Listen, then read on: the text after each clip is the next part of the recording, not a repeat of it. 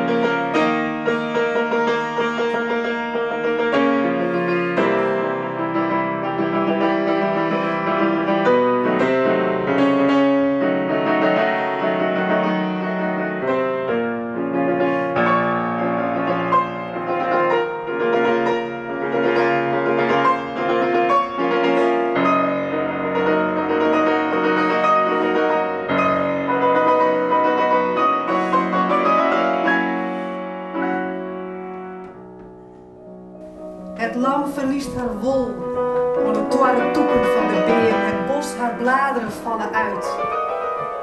Het heer weer inhellen, de dagen komen. Ze komen, ze gaan. Fjouwer veerzien, weer een jaar voorbij.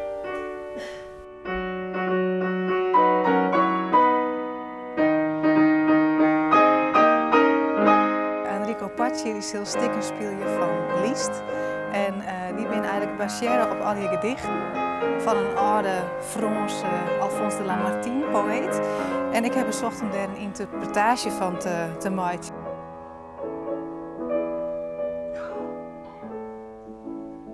Ja, muziek, dat doet wel echt wat, hè?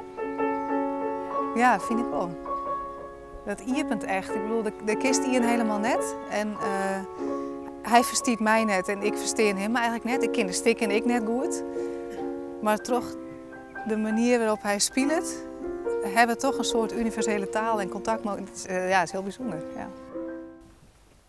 De jest dolde een grijf voor de simmer.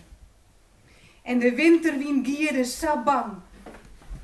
Maar ik ha mijn leven te half bracht. Te half bracht mijn klang en mijn zang.